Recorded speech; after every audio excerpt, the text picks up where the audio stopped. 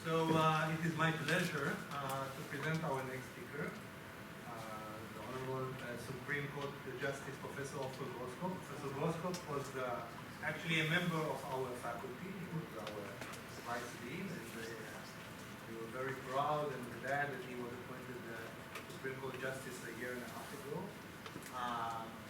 I'll start with the boring details. Professor Groskopf holds a BA and MA in economics, as well as an LLB and PhD in law from Tel Aviv University and an LLM from Harvard.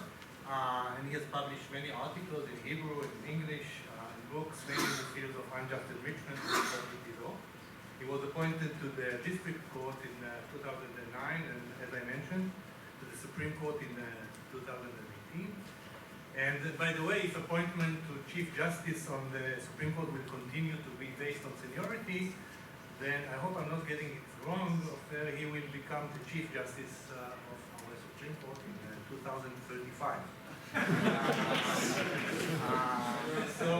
But again, as I said, these are just boring details. So in order, I thought how I should introduce Professor Groskopf, Judge Groskopf. I don't know how to call him. I usually call him Ofer, but here I should be more formal. So I think much more interesting the way to present him is maybe to describe the two of his decisions. Maybe he probably will talk about some others, which feature his legal and economic wisdom, his willingness to dare and risk by taking non-conventional positions, but maybe most importantly, his sensitivity to the welfare of the, let's say, ordinary people, consumers, shareholders, minorities, and his concern for distributive considerations.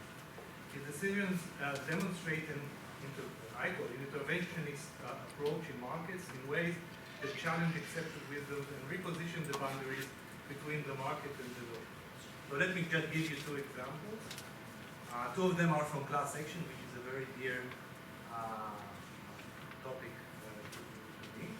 So the first example is of a class action which was filed against an insurance company for running an advertising campaign offering female drivers a tire replacement service in case they had a flat tire free of charge. Male customers were required to pay 80 Israeli shekels, this is about 20 euro, for the same service.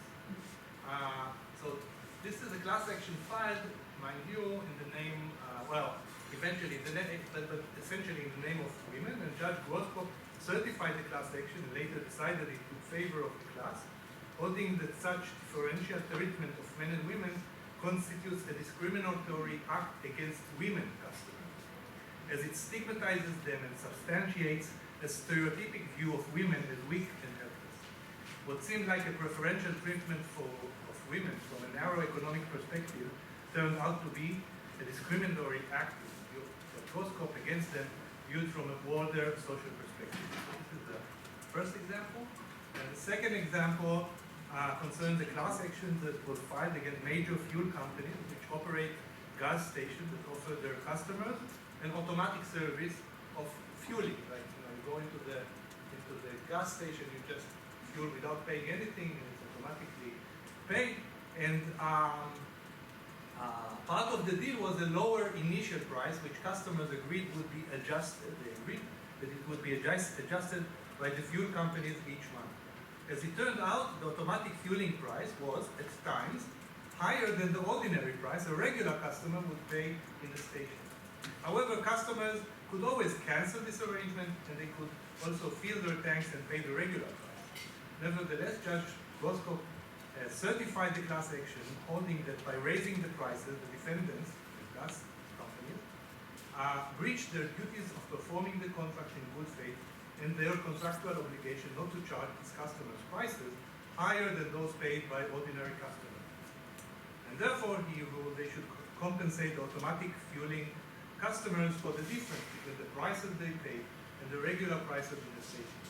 Importantly, from economic perspective, such compensation should be paid even though the automatic fueling customers could, some say, always renegotiate their price or alternatively opt for a lower ordinary fueling price, thus allowing them the additional choice of automatic fueling coupled with raising its price constituted, as I said, a breach of duty company to the customers, and resulted in multi-million dollar settlement, multi-million shekel settlement, well, also dollars, I think, again.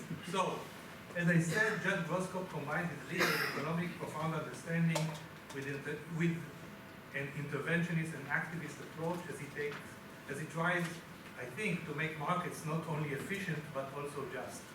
This approach, although some of you may disagree with it, demonstrates what I believe to be his wisdom and daring, and his decision to make our life not only more interesting as academics, but hopefully also better.